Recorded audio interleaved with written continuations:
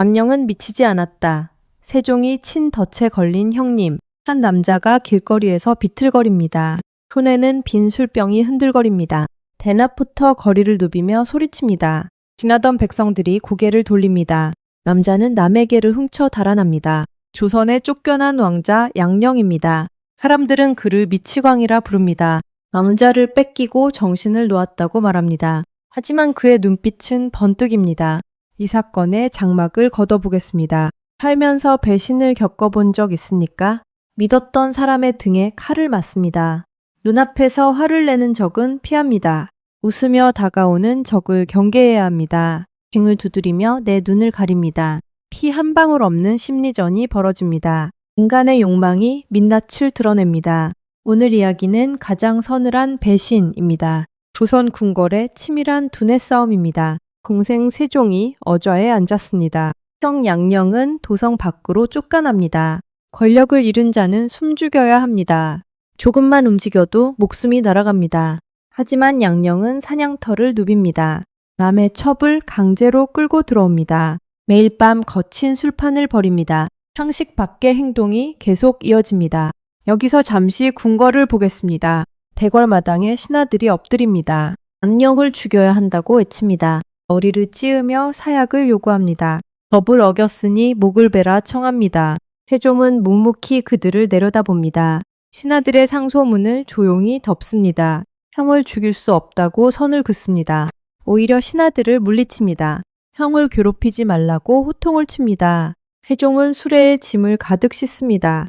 귀한 고기와 술을 차곡차곡 쌌습니다. 형이 머무는 집으로 내려보냅니다. 형의 잘못을 무조건 덮어줍니다. 원하는 것은 모두 다 내어줍니다. 세상 사람들은 세종을 칭찬합니다. 형을 지극히 아끼는 동생이라 부릅니다. 백성들은 성군의 자비에 감동합니다. 하지만 이 장면을 다시 들여다봅니다. 세종의 차가운 눈동자가 빛납니다.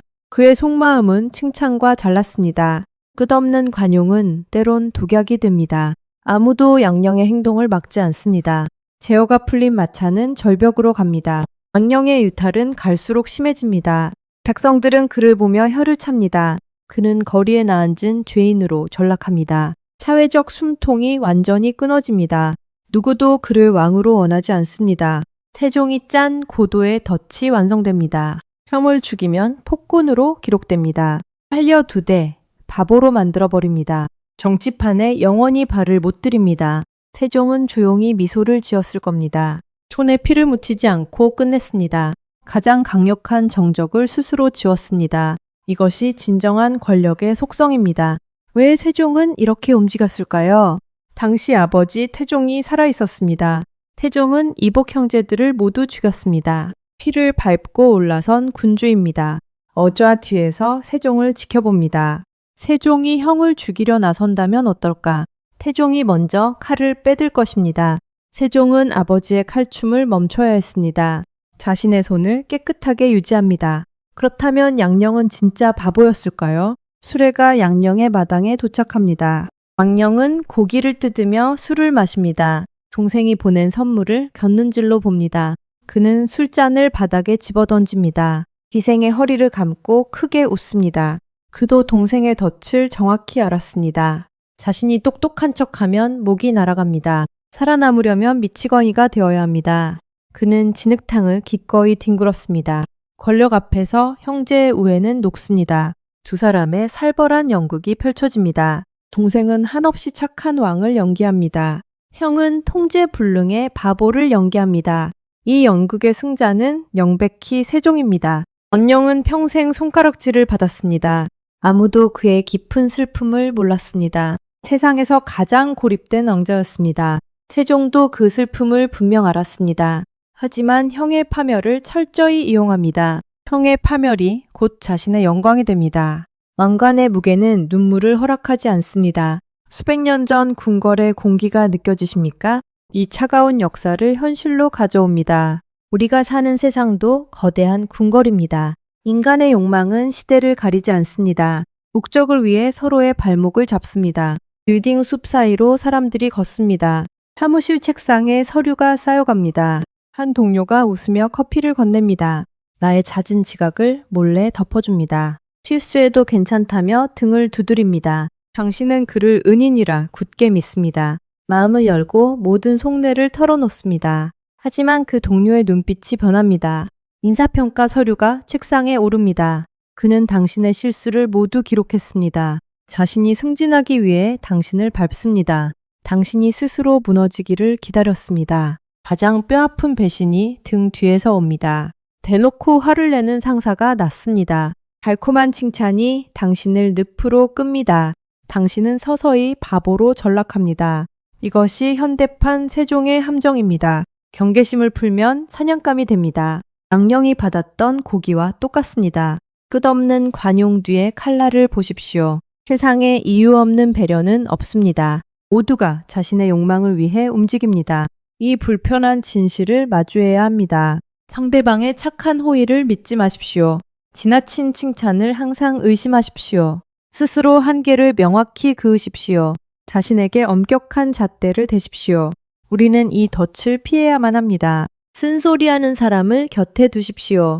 그가 당신을 살릴 진짜 은인입니다. 비판을 수용하는 용기를 기르십시오. 왕령은 비판을 거부하여 망했습니다. 욕망에 취해 두 눈이 멀어버렸습니다. 누구나 언제든 양령이 될 수 있습니다. 현대사회는 피 없는 전쟁터입니다. 웃음 뒤에 숨은 칼을 조심하십시오. 세종의 정치는 아주 치밀했습니다. 백성에게는 훌륭한 군주였습니다. 적에게는 얼음처럼 차가웠습니다. 이 두 얼굴이 진짜 권력의 힘입니다. 우리는 그의 지혜를 훔쳐야 합니다. 냉혹한 현실을 버티는 방법입니다. 사람의 진짜 의도를 파악하십시오. 겉모습에 속아 넘어가지 마십시오. 세종의 눈물을 그대로 믿지 마십시오. 왕령의 광기도 진짜가 아니었습니다. 살아남기 위한 잔인한 춤이었습니다. 지금 당신 곁에 누가 서 있습니까? 그가 당신에게 고기를 주고 있습니까? 남의 칭찬에 쉽게 끌려가지 마십시오.